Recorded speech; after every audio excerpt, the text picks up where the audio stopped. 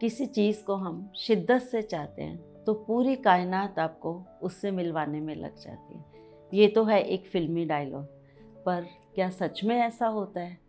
जी, बिल्कुल होता है। ये संभव है मेडिटेशन से और मैनिफेस्टेशन से। उसका जीता जागता उदाहरण आज हमारे साथ मौजूद हैं इसी स्टूडियो में, जिनका नाम है सौरभ तिवारी जी।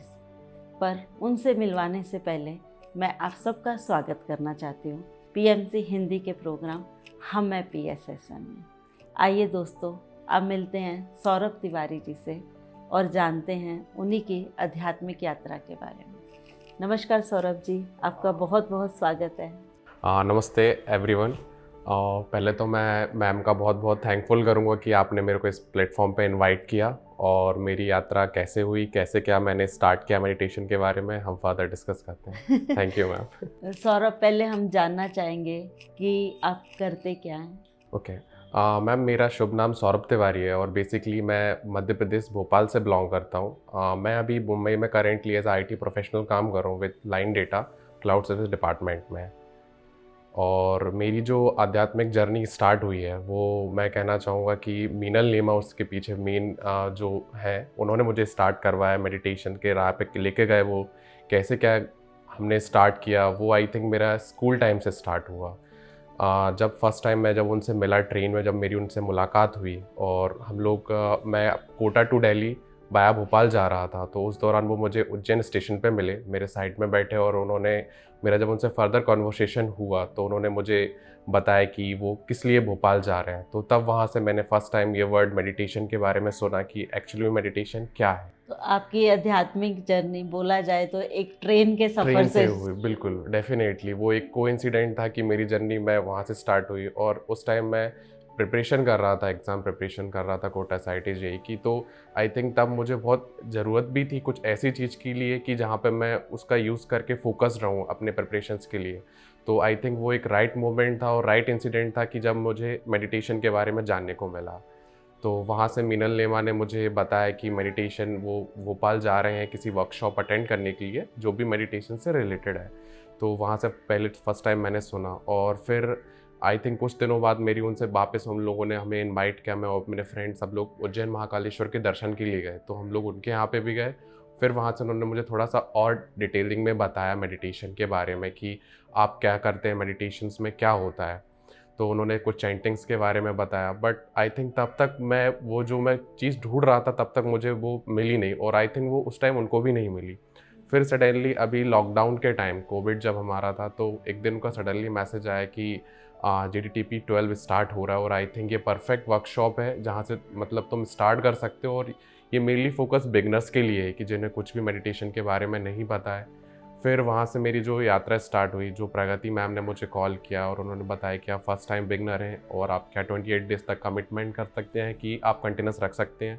तो मैंने उस टाइम कमिट किया कि आई थिंक जो चीज़ मुझे इतने टाइम से मैं ढूंढ रहा हूँ आई थिंक वो यही है। अंदर से ऐसे इंट्यूशंस आए मुझे और फिर मैंने उनको कमिट किया कि यस मैम, मैं 28 डेज़ तक कंटिन्यूस कर सकता हूँ। और फिर उन्होंने मुझे उस वर्कशॉप में इंडल्ज कराया GTP 12 में और वहाँ पे मैम पहले मारा जो मेरा दीप्ति मैम से मेरा वो 1-to-1 हुआ वहाँ पे जो मैंने देखा। और फिर वहाँ से मेरा बिलीफ स्टार्ट हुआ कि एग्जैक्टली मेडिटेशन क्या है और इसमें क्या क्या है। सौरभ, IT और मेडिटेशन एकदम दो अलग अलग फील्ड और रास्ते हैं, इनका कनेक्शन आपने कैसे जोड़ा? मैम देखिए, IT हो या कोई भी ब्रांच हो, बेसिकली आपको कहीं ना कहीं प्रॉब्लम्स जो लाइफ के चैलेंजेस है वो फेस करने ही पड़ते हैं। और जब ये जान जाते हैं कि आप आई थिंक आप किसी चीज़ से बहुत दिन से परेशान है और आपको लगता है कि ये चीज़ क्या फ़िक्स कर सकता है, तो जब वो पता चला मुझे कि आई थिंक मेडिटेशन है जो मेरे को बहुत काम और रिलैक्स रखता है, तो आई थिंक मुझे लगा कि हाँ, ये मेरी डेस्टिनेशन है और मुझे इसको ही कंटिन्यू करना है ताकि मैं जो भी मेरे प्रॉब्लम या जो डेली टू डेली मैं चैलेंजेस फेस कर रहा हूँ उनको मैं सॉल्व कर सकता हूँ। तो सॉल्व हुए वो हाँ ध्यान मैम, से? बहुत हद तक काफ़ी सॉल्व हुए। और एक्चुअली जो जो मुझे है, जिस चीज़ से मैं फेस करता हूँ, लाइक जो मैं यूजुअली रिलैक्स या जो कामनेस जो मैं नहीं फील कर पाता, तो आई थिंक आप जब भी मेडिटेट करते हैं या मेडिटेशन की जो भी प्रैक्टिस करते हैं तो आपको डेफिनेटली बहुत रिलैक्सेशन फील होता है। और वो चीज़ मैंने खुद फील करी तो मुझे लगा कि आई थिंक मेडिटेशन डेफिनेटली वो चीज़ है जो मुझे कंटिन्यू करनी चाहिए। तो JTTP ने कैसे आपको हेल्प किया इसमें? मैम JTTP 12 में जैसे ही मेरी वर्कशॉप स्टार्ट हुई तो दीप्ति मैम ने एक बेसिकली एक स्पिरिचुअल करके जो एक वीडियो है हम लोगों की around 50 minutes, yes exactly spirituality, वो उन्होंने शेयर करी। और आई थिंक अगर जो भी मेरे बिगनर्स हैं मैं उनको सजेस्ट करूंगा कि अगर आपको मेडिटेशन के बारे में बहुत डिटेलिंग में जाना, बहुत माइन्यूट चीज़ें भी फील करनी है, तो आई थिंक वो वीडियो मस्ट है। आप एक बार उसे देखें तो आपको बहुत लिटरली फील होगा कि हाँ एग्जैक्टली क्या है उसमें, बहुत प्यारे डिटेलिंग से बताया हुआ है। और जब वो चीज़ मैंने देखी और जब वो मेरे को फील हुआ कि ये तो एक डिफरेंट ही साइंस है जिसको मेरे को डेफिनेटली एक्सप्लोर करना है, तो मैंने वहाँ से अपनी जर्नी स्टार्ट करी मैम। तो आईटी से इधर शिफ्ट हाँ हो मैम, गए। आईटी से हो गया और मैं डेफिनेटली दोनों चीज़ें पैरेलल साथ में चल रही हैं और दोनों को मेंटेन करते हुए चल रहा हूँ अभी भी।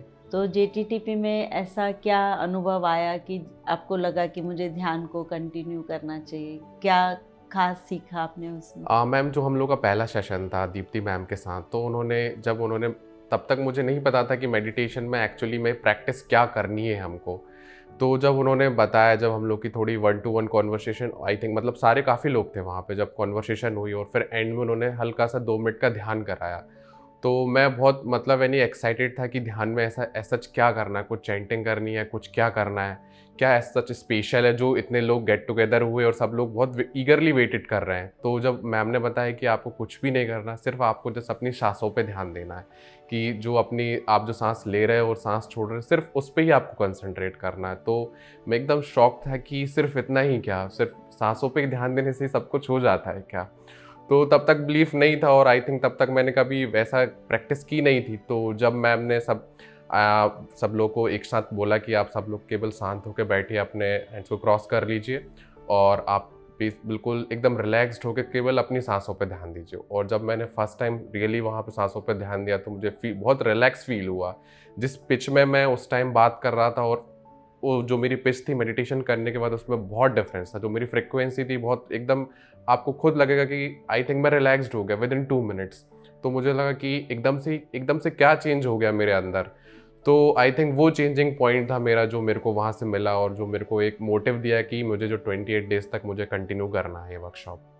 तो जब आपने वो ध्यान किया तो आपको इजी लगा वो करने में? हाँ, एक्चुअली क्या है कि जो प्रॉब्लम से मैं डील कर रहा था, ओवर थिंकिंग की, जो मल्टीपल थॉट्स आते थे मेरे मन में like regarding to my career और जो भी चीज़ें थी, तो मुझे लगा कि करना बहुत मतलब जो मैं सोच रहा हूँ कि ये बहुत ईज़ी है, बट ईज़ी नहीं है।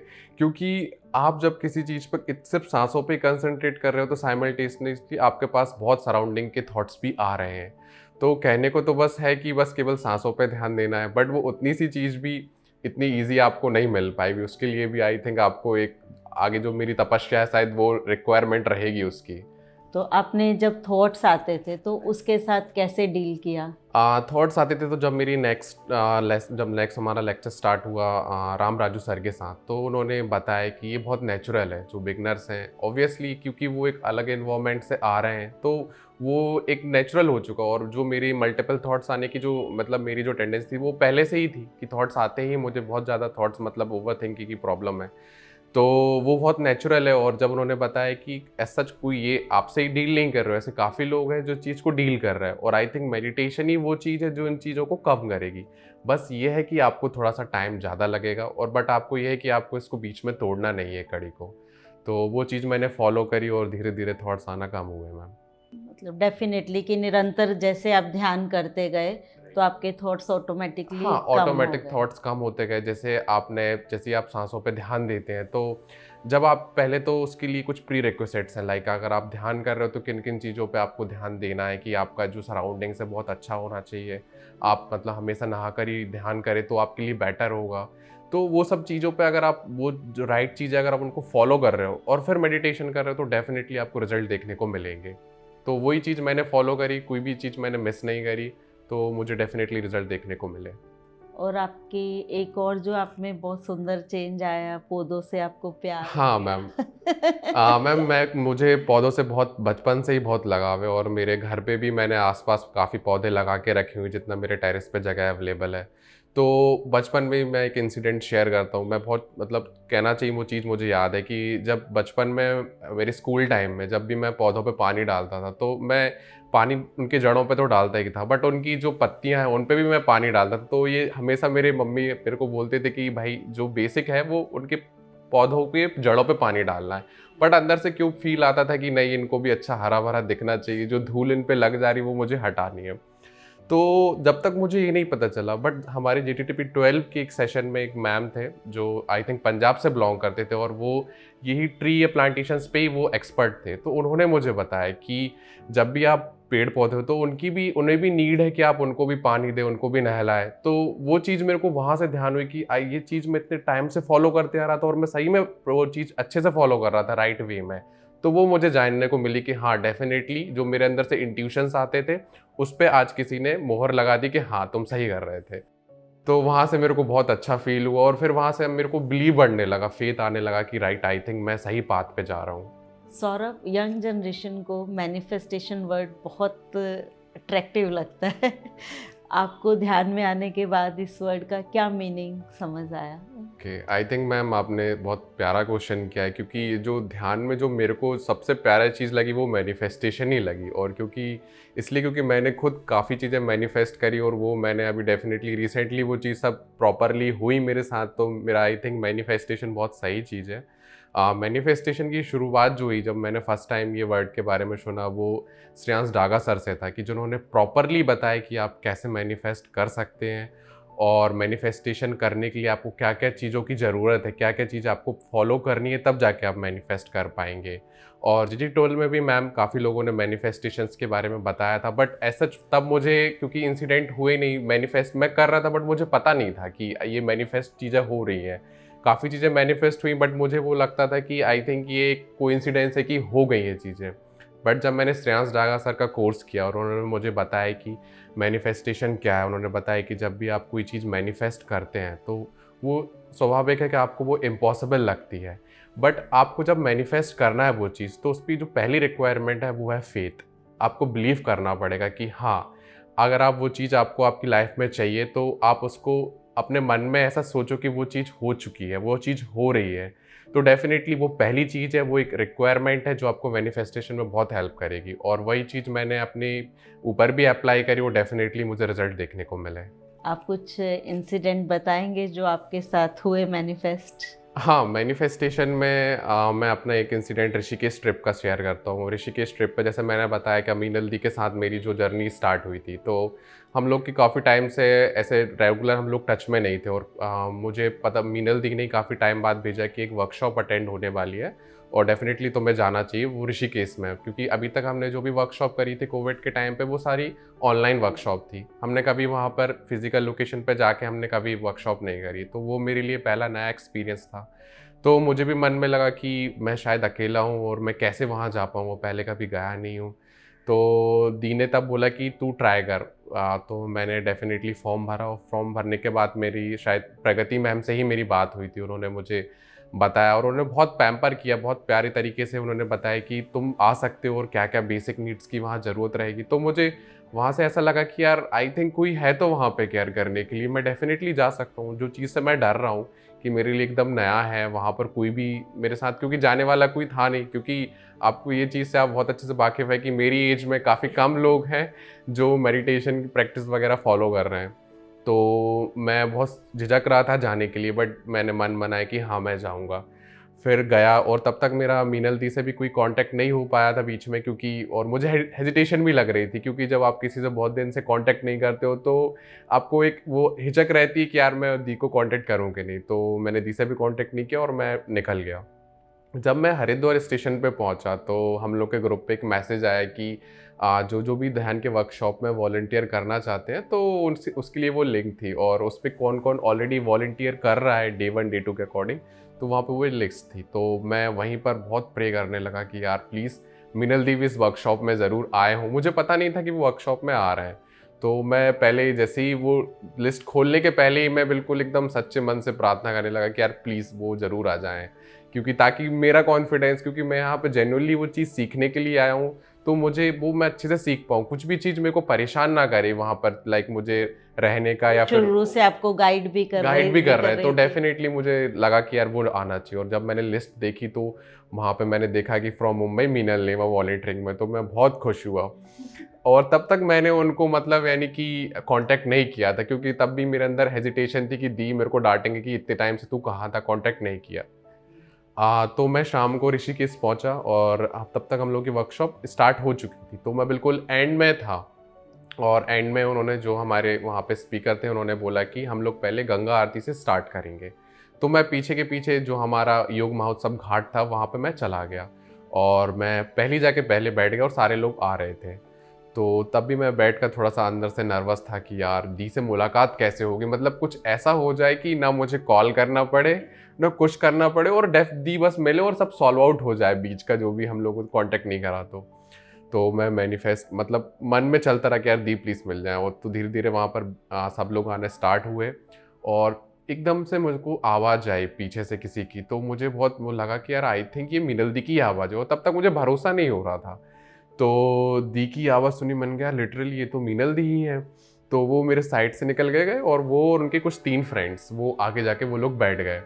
तो फिर मैंने साइड से देखा कि, तो मुझे कंफर्म हो कि हाँ ये मीनल दी ही है। तो फिर मैंने उनको कॉल किया। तो जैसे ही मैंने उन्हें कॉल किया, उन्होंने हेलो भी नहीं बोला, उन्होंने बोला कि तेरा बहुत अच्छे टाइम पे कॉल आया, मैं ऋषिकेश में हूँ और मैं भी ना गंगा जी के किनारे पे हूँ और मैं आरती स्टार्ट होने वाली, तू देख। तो मैंने कहा दी मैं तो लाइव देखूंगा ना, मैं आपके जस्ट पीछे बैठा हूँ। तो क्या बात कर रहा है, सच में पीछे बैठा है? और वो पीछे मुड़े, और फिर वो मतलब मोमेंट ऐसा था कि ना बेसिकली वर्थ की वो मेरे को हमेशा याद रहता है। उनको भी बिलीव नहीं हुआ, मुझे भी बिलीव नहीं हुआ कि हम लोग मिले और एकदम से वो सामने आए। तो वो एक जो चीज़ मैंने मैनिफेस्टेशन करी थी वो मुझे सामने लाइव देखने को मिली कि हाँ शायद चीज़ें हो रही हैं। जो मैं सोच रहा था कि ये कोइंसिडेंट है कि नहीं, बट वो कोइंसिडेंस नहीं है, वो शायद मैनिफेस्टेशन ही है शायद तक। तो वो एक बहुत प्यारा इंसिडेंट था मेरे लिए, जो वर्थ रिमेम्बरिंग रहा हमेशा मेरे लिए। और मैम ऐसे और भी इंसिडेंट है छोटे मोटे, बट पर कोई ऐसा इंसिडेंट जैसे जो आपके लिए एक महत्व रखता हो, जैसे जॉब का है या कुछ ऐसा ढूंढ रहे हैं हाँ और उसमें मैनिफेस्टेशन ने डेफिनेटली आपकी मैम, हेल्प जब की? मैं मुंबई रिलोकेट हो रहा था, जब मेरा जॉब का स्टार्टिंग था, तो जॉब मुंबई में आपको पता है कि घर फाइंड करना बहुत टफ रहता, बहुत टफ टास्क है। तो तब भी मैंने मीनल दी से कांटेक्ट किया। तो वहाँ पर भी मेरे साथ एक इंसिडेंट ऐसा हुआ कि तब मीनल दी बोरीवली में रहते थे। तो जब मैंने उनको फर्स्ट टाइम कॉल किया कि दी मेरा ऑफर लेटर जनरेट हो चुका है और मैं मुंबई आने वाला हूँ, तो उन्होंने पूछा कि ऑफिस कहाँ पर लोकेटेड है। तो मैंने उनको बोला विक्रोली में लोकेटेड है। तो वो एकदम शॉक्ड हो गए मेरे से। तो उन्होंने बोला कि सौरभ, हम लोग इतने दिन से यहाँ पर मुंबई में हैं और हम लोगों ने पिछले 1 और 2 ईयर से जो हम लोग को बैंक की तरफ से क्वार्टर अलॉट होते हैं, तो उसके लिए हम लोगों ने अप्लाई करके रखा हुआ, बट अभी तक हम लोग को उसका नंबर हम लोग का आया नहीं। और बोले कि तू विश्वास नहीं करेगा, अभी हम लोग को कल या परसों में ही हमारे नाम पे जो फ्लैट वहाँ पे अलॉट हो चुका है, और वो भी विक्रोली ही में है। और वो विक्रोली में भी राज लेगेसी में, ऐसी जगह पे जो मेरे ऑफिस के बहुत पास में ही रहा है। तो मेरे को इतना शॉक्ड हुआ कि दी बिल्कुल एकदम पास में ही है। और फिर सेकंड चीज़ जो मैंने मैनिफेस्ट करी वो मेरा घर का था, कि पहले मैं अपने फ्रेंड्स के यहाँ पे देख के आया था, तो उन लोग का जो फ्लैट था, तो वो जो एक चीज़ उनको बहुत अट्रैक्टिव लगी वो उनके फ्लैट में, वो थी एक प्रॉपर एक विंडो फ्रेम, मतलब एक वॉल पे पूरी ही विंडो थी। एग्जैक्टली हाँ। तो वो मैंने मैनिफेस्ट करा कि यार प्लीज़ गॉड, एक तो पहले ही विश्वास नहीं हो रहा था कि घर मिल जाए, और मिले भी तो मुझे वही मिले जो ऐसा मैं वो विंडो जो चाह रहा हूँ।